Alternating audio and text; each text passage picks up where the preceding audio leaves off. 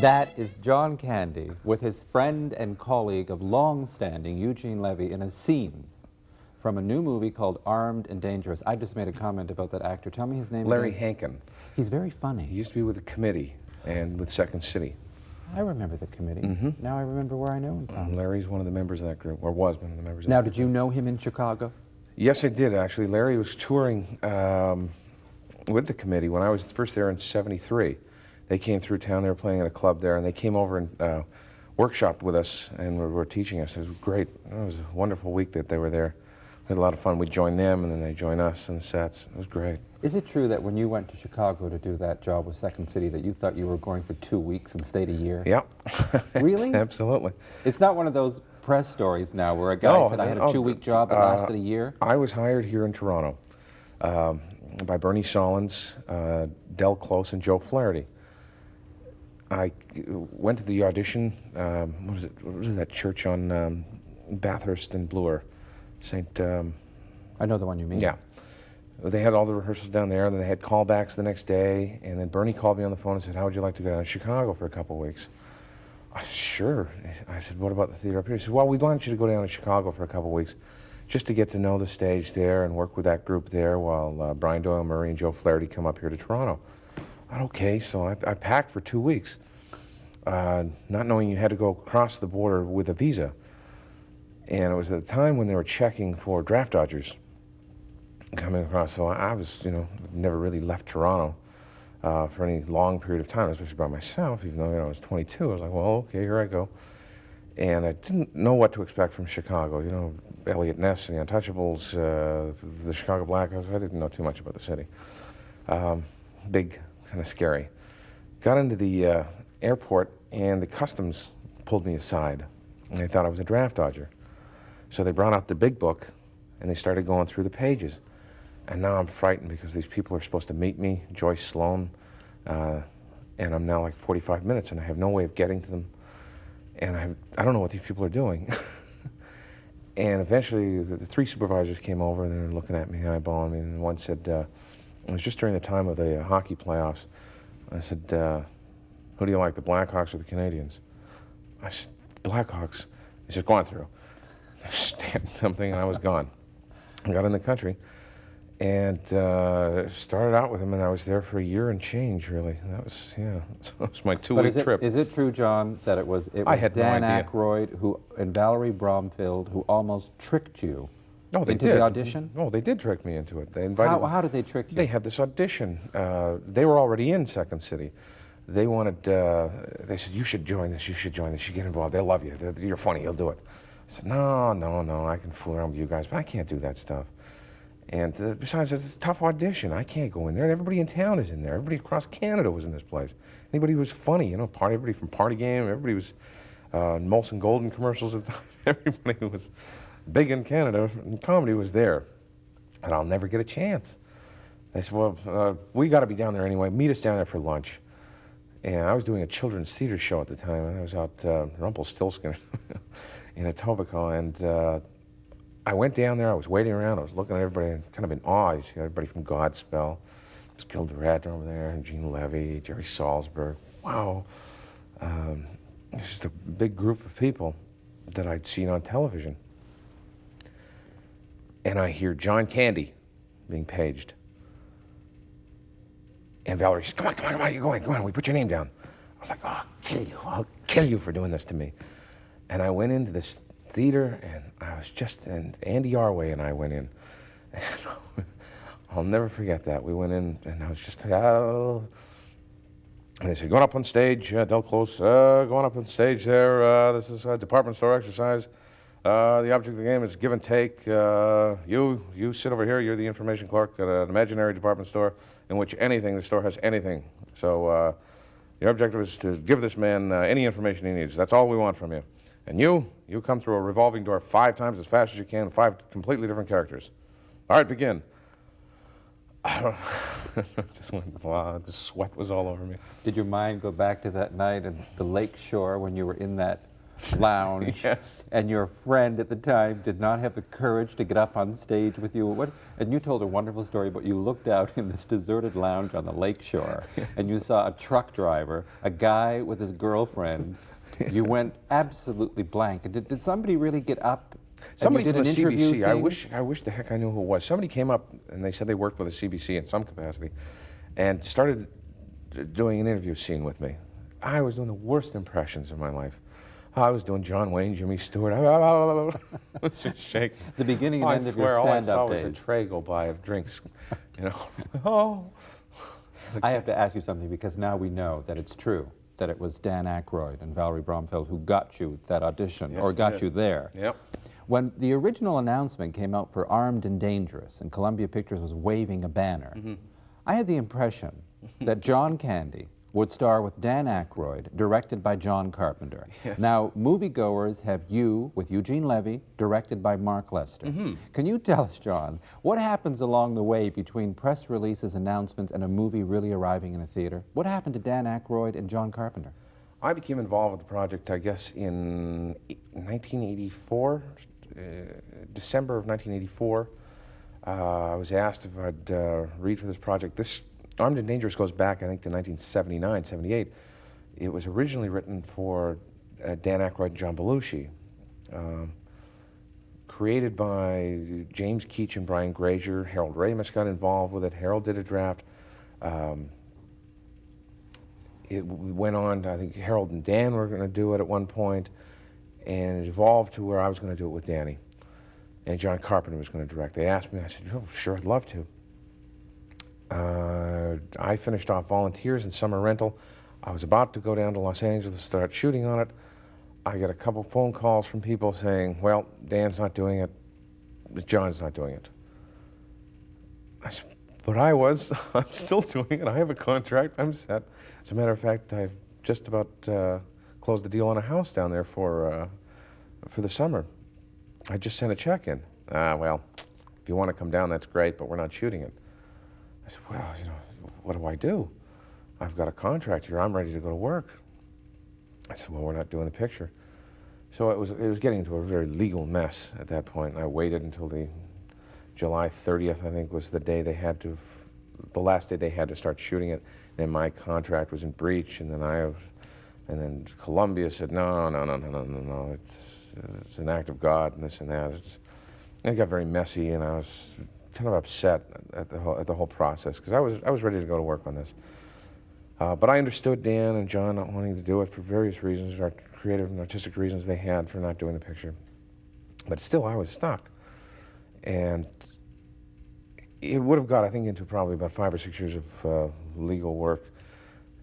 And Gene and I were starting to work in September. September, October, we were back here in Toronto, and we were kicking around an idea to do a movie together. We enjoyed working with each other, so it was,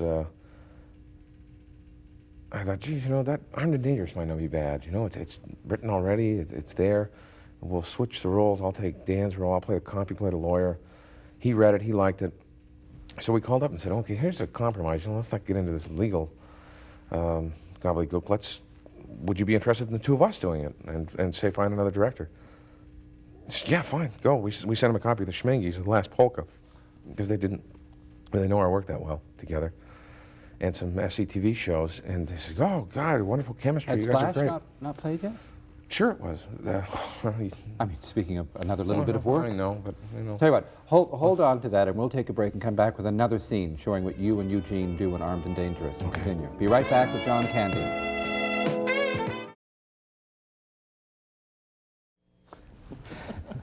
John Candy as Frank Dooley on his way to a rendezvous with his fellow security guard, Eugene Levy, who is Norman Kane, and obviously encountering difficulties along the way.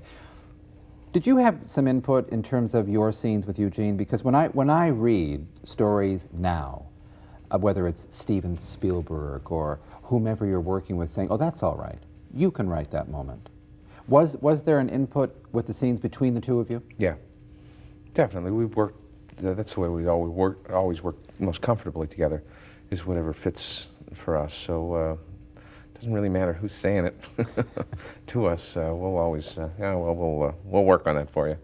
You know, watching your work with Eugene in Armed and Dangerous and remembering that after Splash came out, I'm not minimizing any of the work that preceded it, whether it was theater or Second City, the Canadian feature films, the work you were doing in Chicago, that stop in Pasadena, California, when you were commuting from Pasadena to Toronto. Did you ever think, was that 74? Yeah, 74, 75. How long did you do that, back and forth, Pasadena, California, Toronto? God, I must have made about 8, 10 trips. No, because I came back to do Clown Murders, I came back to do Find the Lady, and a few other things. Was the Clown Murders the one you did with Heath Lamberts? Was Heath Lamberts in that one? No. No, who was confused in that? Stephen Young was in that, Right. Martin Burke directed that, Alan Waxman was in that, Larry Dane was in that, Gary Reinecke was in that, John Bayless. Shot it just north of the city here. The Massey Ferguson farm. John, what was the movie that you did before the Hollywood films where they dyed your hair black, put a mustache on you, and you were playing a Frenchman, perhaps 50 or so? 55-year-old French used car salesman. A George Siegel movie Mel Frank directed, Lost and Found. With Glenda Jackson? With Glenda Jackson, of course. I suppose at that point, all you could do, John, as an actor is say, What do you do? Is say, it's a sketch. I will regard this as a 7-minute moment in my life in which I'm creating a character. God. No, I walked into the office to audition for this, for Mel Frank, and he looked at me and he leapt across the table, he grabbed my cheeks, he says, I love this face, look at this face on this kid. How do I age it? How do I? And he grabbed me across out of his office into somebody else. Look at the face I've got here, I've got a funny face. I want to make it 55. So he got makeup in there and he said, what do we do to this? How do we age this baby fat? What do we do to this? I'm like, ow! He says, I don't know, I want you to have the job. There's nothing else in the picture. You gotta have this, you gotta do it. I'll make it work. So they dyed my hair, they called me in, and they said, we're gonna give you a permanent. I said, well, how long does that last? Oh, it'll be out in a couple days. And the dye? Oh, it'll shampoo out. And I grew this real bad beard. They said, well, grow whatever you can, and we'll fill in the rest. I have the worst beard in the world. It's gross looking. It's just kind of gnarly and stuff. And then they dyed that, and my hair, the permanent took for 6 months, and the dye came out in different colors. So it went from, it was black, it was a real bad raven black too, and when it went to a purple, and then it started going into a pink, and it was like so embarrassing. God, I didn't realize how dumb I looked. I'm just walking down the street and people are just looking at me. Oh, it was so embarrassing. And for what? What did I do? I was not convincing as a 55-year-old French used car salesman. I'm When sorry. you were giving us the... I take full responsibility for Lost and Found not doing well. At least that's what Mel Brooks, or not Mel Brooks, Mel Frank said. He blamed me for that. I think it's extraordinary because I remember after you did Splash, the success and people noticing you on that level in terms of a big commercial hit, somebody asked you about the future and you said, I'm not really interested in directing. I don't have the zest for that. I have the zest for being in front of the camera. Then you found yourself in the wilds of Mexico, you said, in an apartment that had cockroaches the size of footballs. And one day you got a phone call from a man named Ned Tannen, which might not have been unusual if he hadn't been the head of the studio, asking you if you would consider working with Carl Reiner, because Carl Reiner would only direct Summer Rental if you agreed to act in it.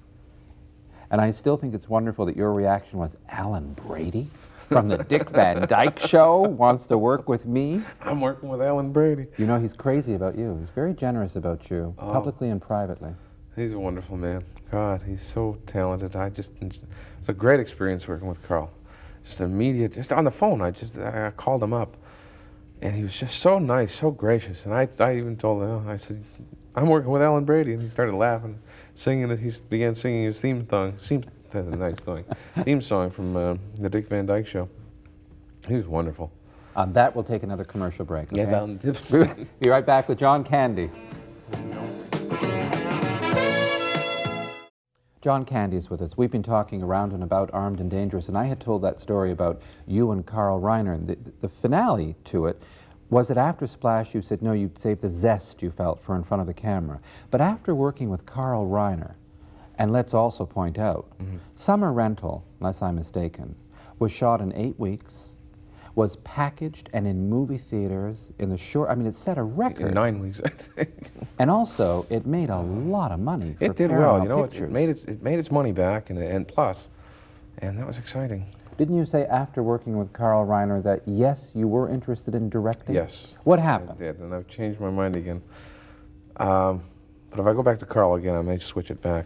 He made it look so much fun.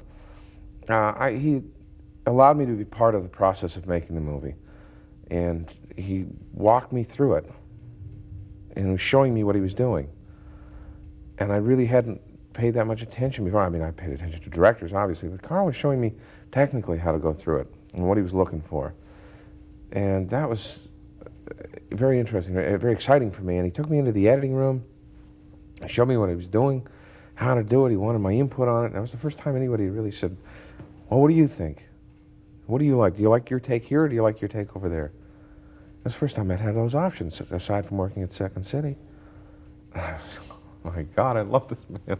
This is what making movies is. Yes, yes, he's, you know, just given me newfound energies in other directions. Did you really make that remark that is now credited to you, to Steven Spielberg at a Hollywood cocktail party, when you looked around the room, long before you'd done 1941, or Oh, yes. Stripes? Oh, And yes.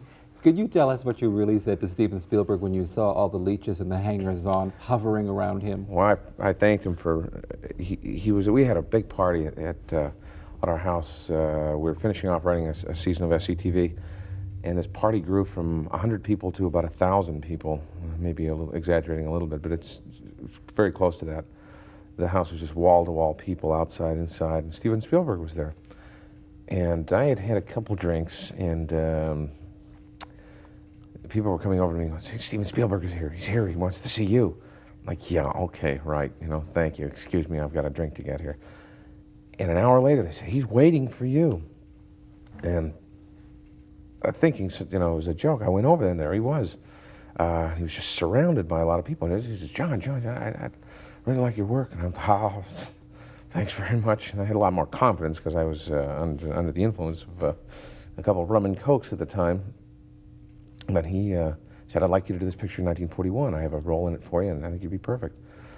And I said, oh, geez, I really appreciate that. You know, I think there's a lot of other people around here who want the job a little harder than I do. They're working a little harder for it. I said, I really appreciate that. I know it's a party, and we've all been drinking, so thank you very much. And I appreciate that you watched SCTV. He said, no, I really want you for the movie. Yeah, okay, thanks. I think I said a few other things, too. It was all a blur after that. I think it's important, John, to end this conversation by pointing out that you established the rules right off the top with Hollywood. Yes, I did. And you've had integrity all along. And we'll pick up on this another time. Okay. Thank you. Thank you so much.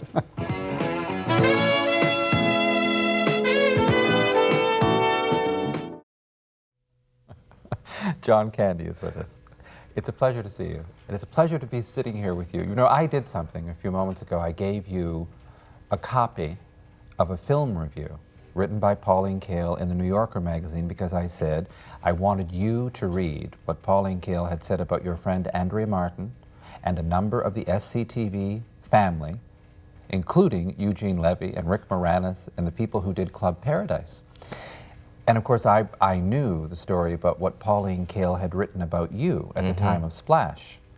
And the feeling is that industry people read Pauline Kael, and Pauline Kael can have a profound effect on what producers, as opposed to directors, Yes, indeed. think about you.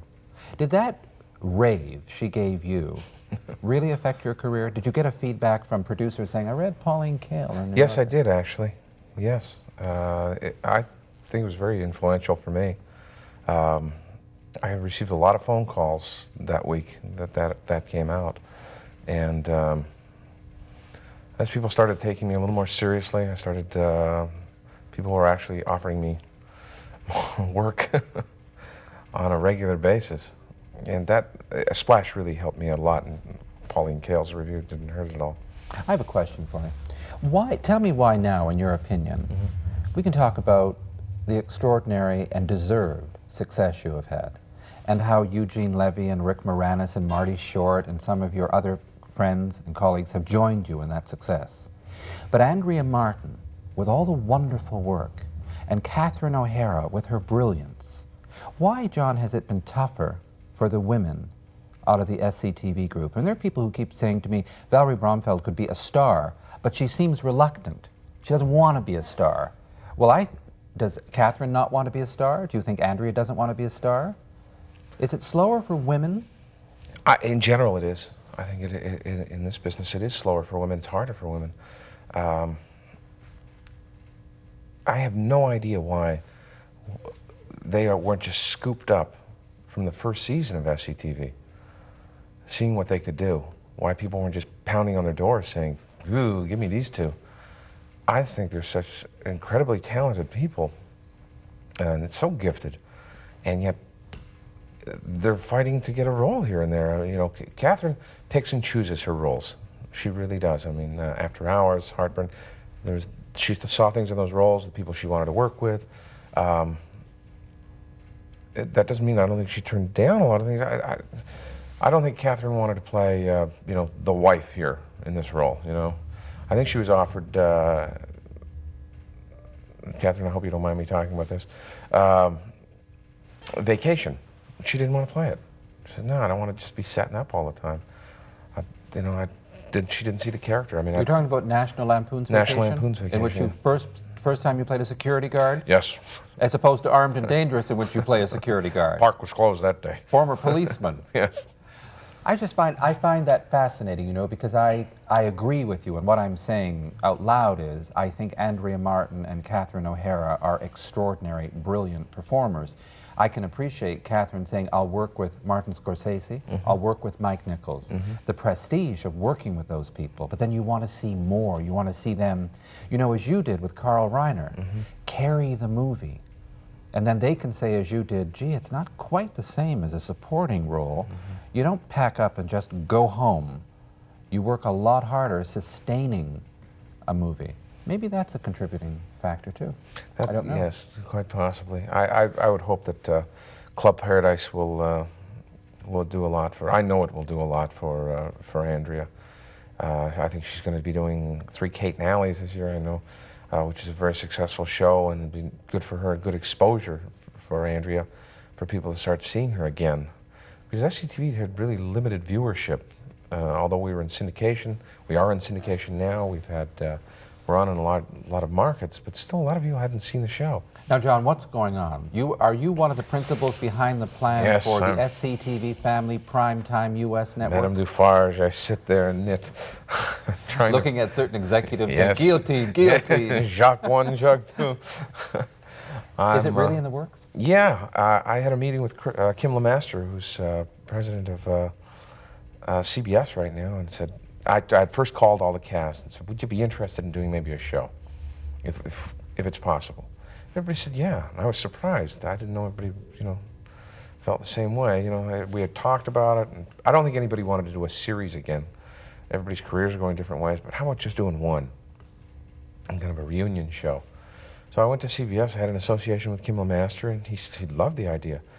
So I called everybody back and I said, I think they're interested. And now it's in the works, it's in business affairs. So if all works well, there'll be a 9-man company doing an hour special on prime time for CBS. While we're talking about extraordinary women, I have to resolve something with you. There's a woman in Los Angeles who, when she gets people in her home, almost puts them in a chair and ties them up while she screens The Last Polka, which she keeps telling the world is one of the greatest, funniest, most wonderful things that have ever happened in the world of show business, and that John Candy and Eugene Levy are brilliant. Now, B. Arthur keeps saying, I love him. I'm going to give John and Rose the welcome to L.A. to this canyon party. I know. How did B. Arthur enter yours and Eugene Levy's life? What is the history of this friendship? Our costumer on the movie, Betty Lee Balsam, said, you know, a friend of mine is just in love with you guys. I said, oh, who's that? B. Arthur. I said, you're kidding. Big fan of yours. Great fan of yours. Would you have lunch with her? I said, are you kidding? Sure. And we met. She was like the sweetest lady. So funny. This great lunch. And she said, I'm throwing a party for you. Oh, you don't have to do that. I'm throwing a party for you. Welcome to LA. Do you want dancing? I don't know. I'll open the tennis court. We're having a party. You're a neighbor now. I said, no, you really don't have to do that. Said, no, it's done. Consider it done. You just named the date. She was like, Maud, you know, okay. Have you named the date? You jump when B says, no, I've been kind of sidestepping it. I'm embarrassed of that. You know one of the things I like about her? Whatever you say to B. Arthur listens to you, and then she says, what are you saying to me? Yes. And you go, just a minute. And then you repeat it. What are you saying to me? Are you saying, and I mean, the woman's extraordinary, but we know her talents yes. as an actress. And I don't know if people are aware of that woman's history on the New York stage. She did a the lot. work she did in the theater, the training.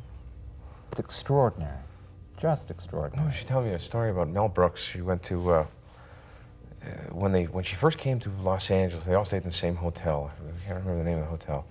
And Mel was there. And they knew each other from New York. And he said, what are you up to? I said, not much. You want to come up, have a drink? So Mel comes up. They're talking away. We're talking about how funny Mel Brooks can be. So she goes into her little kitchenette to make a couple gin and tonics. And still continuing this conversation, this straight conversation about New York and who's doing what and who's where. She turns around, Mel Brooks is completely nude, sitting there, just continuing to talk. She just went, just for a joke. That's what it was like back then. You know, we were talking about shows and knowing all those people and how insane Mel Brooks was. Do you imagine how Mel Brooks and Anne Bancroft are an evening at home now when Gene Wilder and Gilda Radner come over? They're new best friends. We'll take really? a break on that, okay? Be right back with John Candy and more right after this.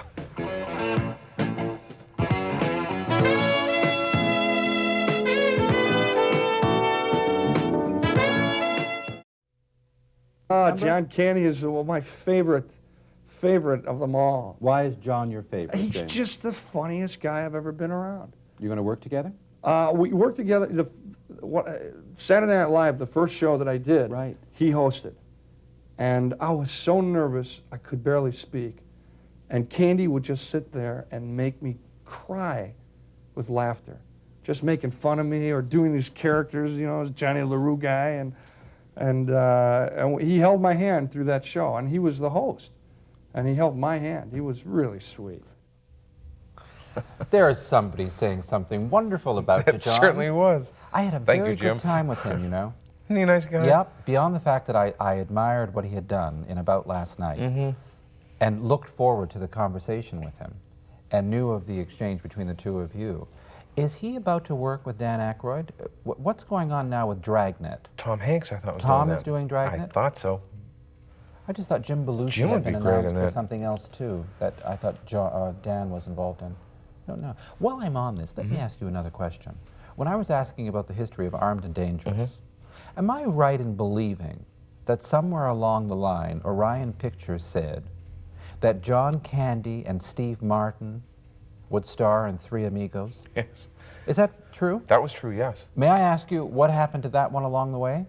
Since we know Marty Short is in it with Chevy Chase and Steve Martin. Right. I just didn't feel comfortable with the project at that time. I wanted to work with Steve, and they showed me the script. It was, there were a few other projects pending around that time, and this looked like it was going to go on for a little longer.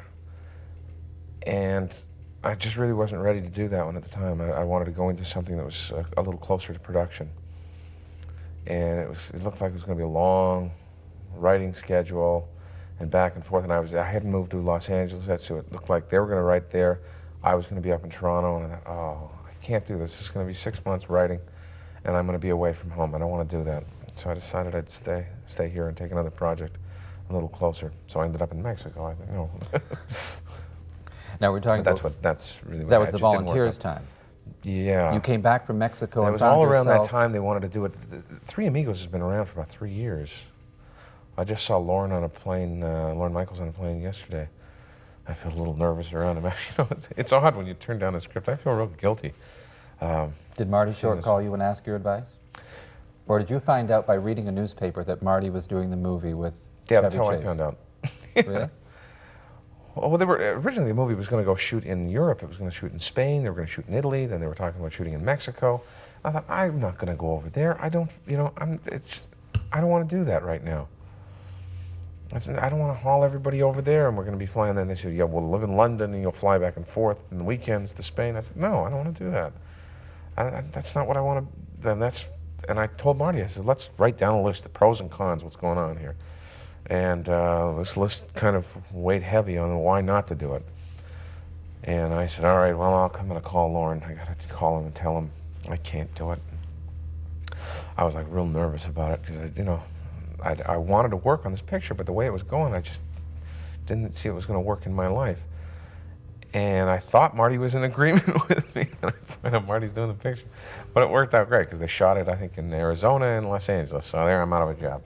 Now, I know you're friendly with Norman Jewison. Has Norman Jewison come up with a property for you recently? No, not yet. No? No, nothing. Well, maybe he knows how busy you are with Touchstone and Disney. Where are you on 3 pictures a year I don't know. as a writer, performer, creative producer? Yeah, I don't know what happened to that. You know, I started off with Tom Wilhite, who was an executive at Disney right after Splash. And he was actually the one who initiated that proposal to me. He said, would you like to come and work here? Of course, and he was the only one in town, really, who had expressed interest in me producing and writing. They saw something in me. Immediately, we had signed the papers. Tom Wilhite was out, Kim LeMaster was in, and Dick Berger were running the studio. New guys. Hi, I'm John Candy. I just signed a deal. How do you do? I was wondering if you could look at some of the things I had. And Kim was very nice, and Dick was very nice. I just started working on a screenplay called Con Job with Doug Steckler, Mike Short, and John McAndrew, who were working. While we were putting the Schmengies together, I was working on the screenplay with those guys. I was kind of supervising this. A real funny story about a college town that was taken over by a prison, and how the lives of the people in that town now have a prison in this beautiful old stately college. As soon as that draft was finished, Kim LeMaster was out, Dick Berger was out, Jeffrey Katzenberg is in. Hello, my name is John Candy. I was here a little while ago. I never had an office. Anyway, here's the script. We don't like it. Okay. I'll be down here if you need me. I'm over here. Give us some time to get settled in here. We'll see what happens. And that's really where it is. I don't know. They're off making other things, and me, I went off and did, I think, 3 or 4 other pictures in the interim. So I really don't know where that is. There was another project. There's a couple projects that I had worked on for them, but I think that deal is kind of over. I just got caught in a shuffle. When you express the kind of admiration you've expressed in the past, and you talk about British comic actors, whether Alec Guinness or Alistair Sim, Peter Sellers, then talk about Americans that have given you pleasure, Abbott and Costello, the Three Stooges. Walter Matthau. Walter Matthau. Are you and Eugene, is there any of the Abbott and Costello that you admired, or the Three Stooges, that you tried to incorporate into Armed and Dangerous, just in terms of the physical comedy and use of each other? In spirit, I think it's there, yeah. Have you ever seen Gene do Bud Abbott? The classic Bud Abbott. I mean, he has him down to a T.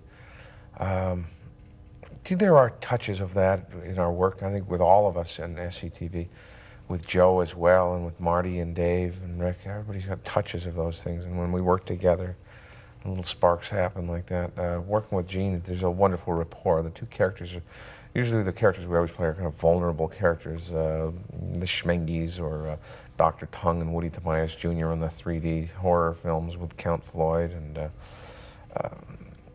there's always a little sensitivity in the characters. It's always fun. It's very easy to work with Eugene. There's writing the scenes that we have for the show, or scenes in the picture, seem to flow. The dialogue comes out. It's easy writing with Eugene, and he finds it the same, I think. And there's just a real, that's overused, but there is a nice chemistry between the two of us. All right, on that we will take a break. Okay. We'll be right back with John Candy.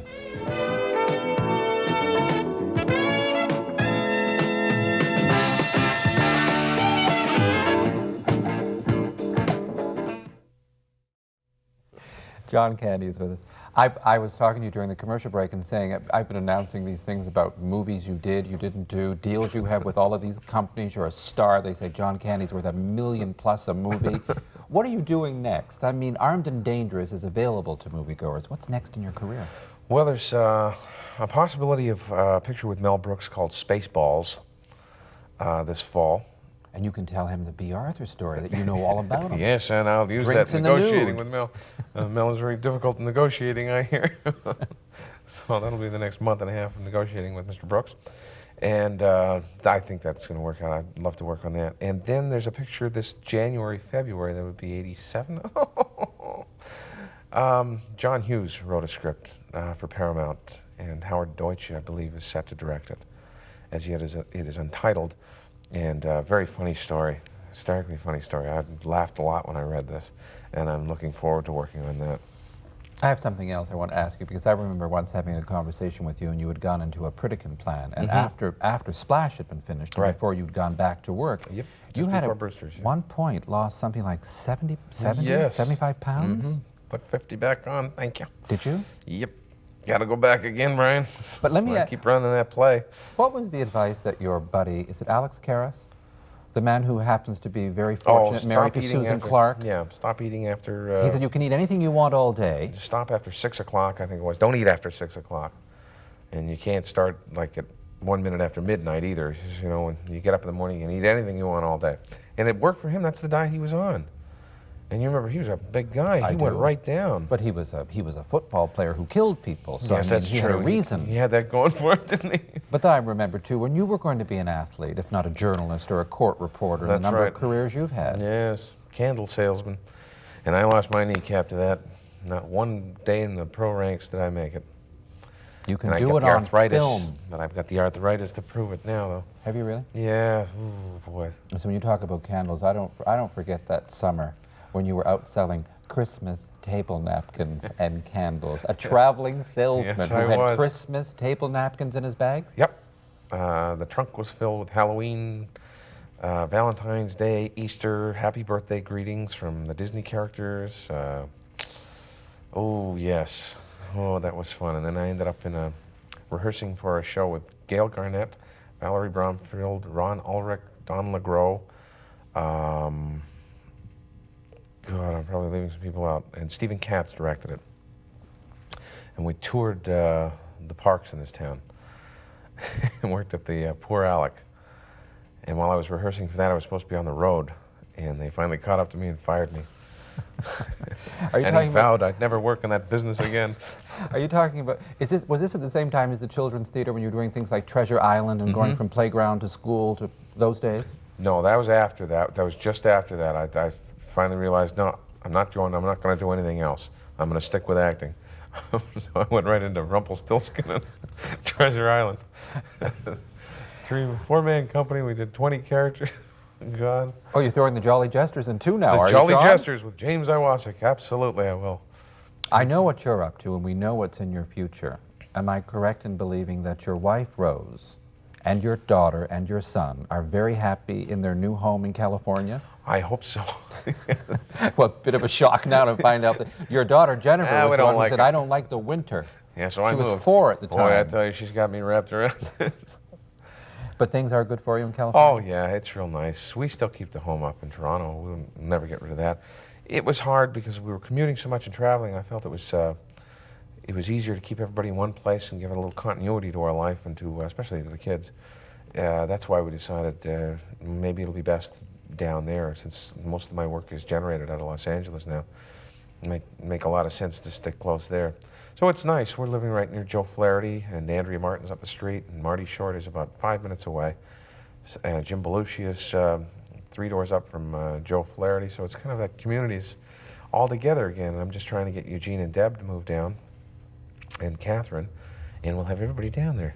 That's going to be some party when B. Arthur throws it. She'll be in seventh heaven with she'll all be of you sorry there. she said that. I've enjoyed being with you. Thank you so much. You're very welcome. See you at the airport, John. Okay. All right. All right. Thanks so much, Brian. Pleasure. Thank That was you. great. I enjoyed it. Oh, that was